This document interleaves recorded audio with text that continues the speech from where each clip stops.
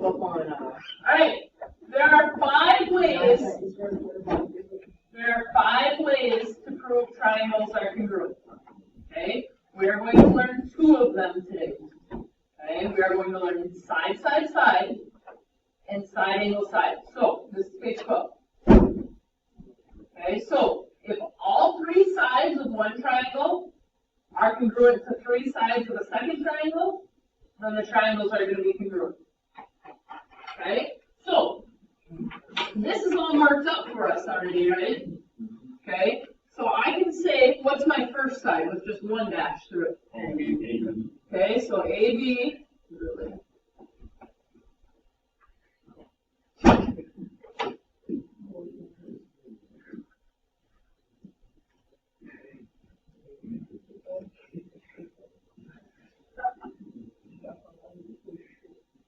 Alright, so AB is congruent to DE. Okay, what would my second side be? BC is congruent to EF. And my third side? AC is congruent to BF. Okay? So if all 3 of my sides are congruent, now we can say that my triangles are congruent. So triangle ABC, and now remember from yesterday, we have to put our letters together. ABC would be congruent to what goes with A? B, E, F. And we would say phi, side, side, side. And we abbreviate it just SSS. Okay, so let's do some of these proofs. Yeah. All right. So, why is PQ congruent to ST? Because it's given. Okay, now, anytime you are writing proofs, you start with your givens. Okay, always start with your givens. Now, I always mark my pictures, what they tell me. So they just told me that PQ is congruent to ST, so I marked it. Okay, QR is congruent to RT. Why? That is also given. Okay, they told me that R is the midpoint of RX or of PS. That is given. All right, so I have 2 sides congruent, right? Okay, in order to prove these are congruent by side, side, side, I need 3 sides. Can I get the third side congruent? How? So I can say PR is congruent to RX. Why? Because somebody just told me because of the midpoint. Yep. Yeah. So it's going to be definition of midpoint. Okay. Anytime you see something with midpoint, you can automatically go to that midpoint and be like, okay, so it's the midpoint of PS, so it's automatically going to cut that into 2 equal segments. Okay, so now, do I have 3 sides congruent? Are my triangles congruent? By SSS.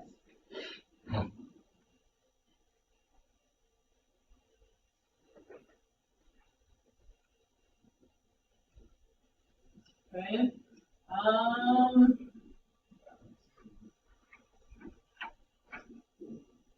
right, so let's mark my givens. Your givens. These first 2 are given to us. All right.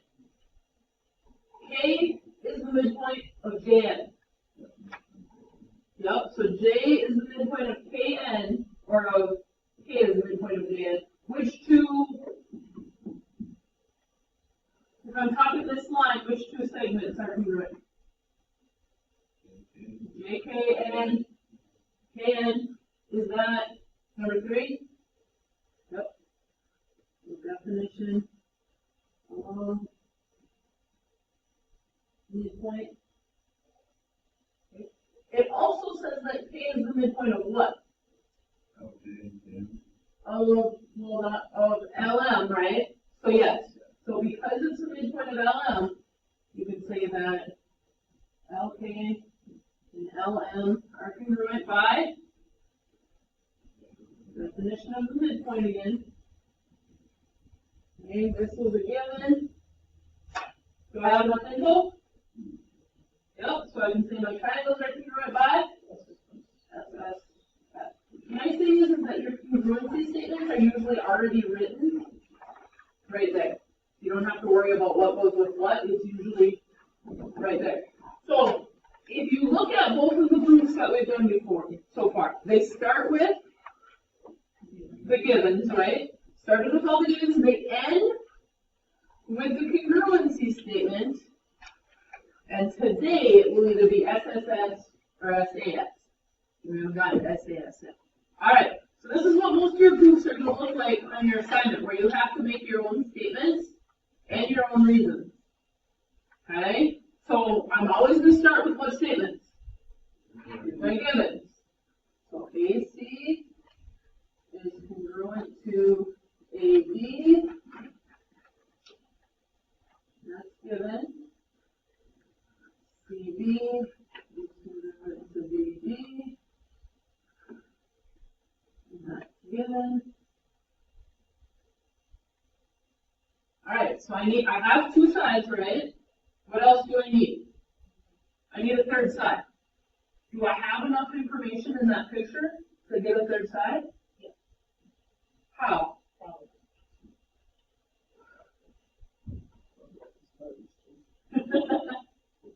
What do I know about my third side, guys? Well, midpoint, not quite midpoint. Is it shared by both triangles? Yes. Yeah. So I can say that anytime I have a shared side, I can say that AB is congruent to, what would AB be congruent to? AB, who remembers what property that is?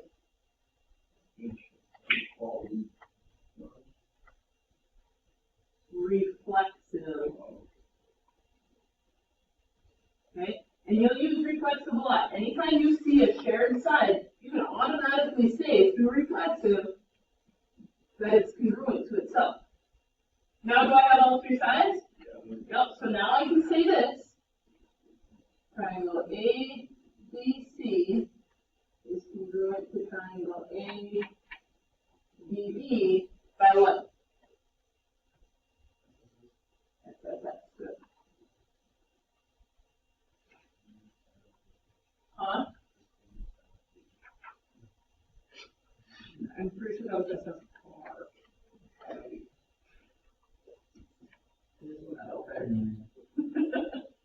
Alright.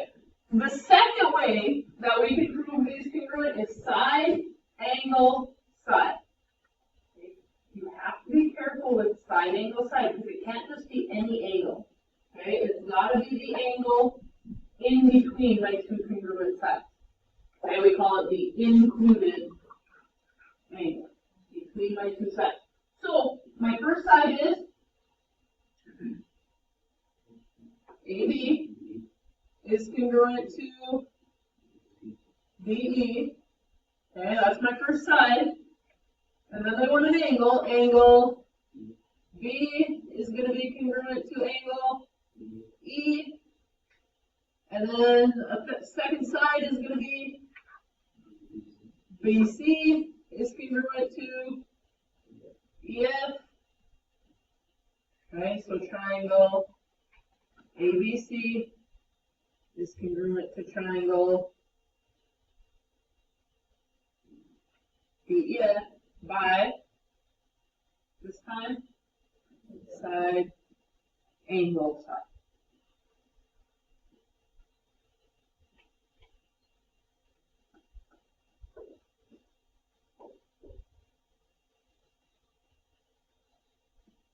Alright, so LM is congruent to LNY? Given. mark it, jam, angle JMN. So JMN. So this angle is congruent to LNM. This angle, why? Because it's given. All right, so now we have a side and an angle. What else do I need? I need the other side. And what side do I need? MN. Well, is MN congruent to MN? Why? Reflexive. And why are my triangles congruent? Side, angle, side.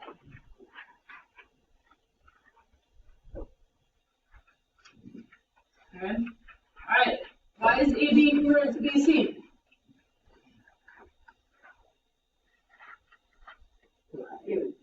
It's given. All right. Now we need to talk about this. BD. So line BD bisects angle ABC. That is given, but what does it mean? What's a bisector mean? Splits it into two. So we can say, because that's a bisector, we can say that angle ABD is congruent to DBC. Yep. Why? A lot like definition of a midpoint, except this time it's going to be definition of an angle bisector. Okay, so I have a side and an angle. What else do I need? Need another side. Can I say that BD is congruent to BD? Why? Because that is reflexive. And now why are my triangles congruent?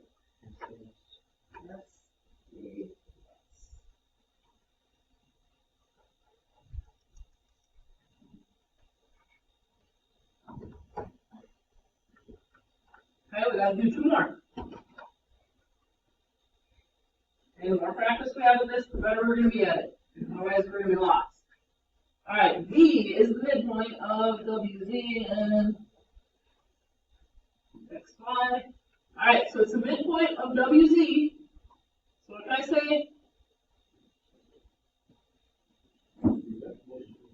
Oh, but first, what do I have to say? I have to say, if this is the midpoint, what can I say? Yeah, now I say WV is congruent to VZ by, why? Definition of midpoint, good.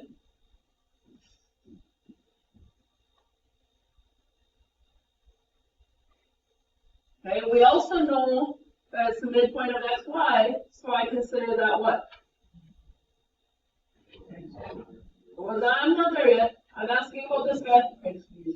XV is congruent to VY. Okay, why are they congruent?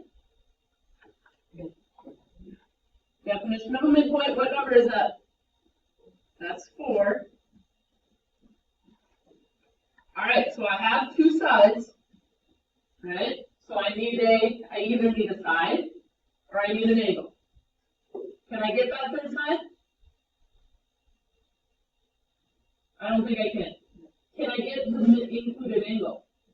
Why is the included angle congruent? Huh? They are vertical angles. WVX is going to be congruent to YVZ because they are vertical angles. Okay, so why are my triangles congruent? I say X.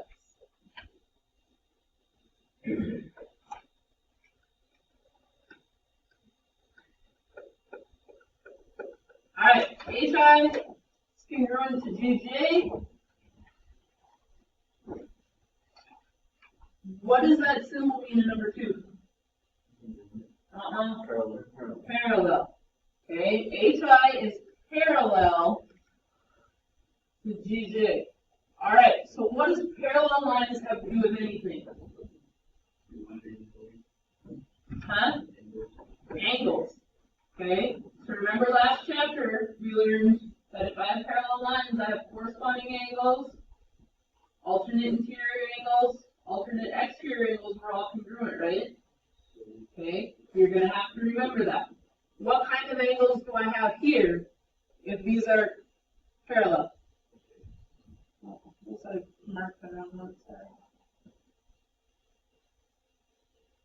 What kind of angles do I have? Well, I don't have alternate exterior, so I don't have any angles on the exterior of those lines. Alternate interior, okay?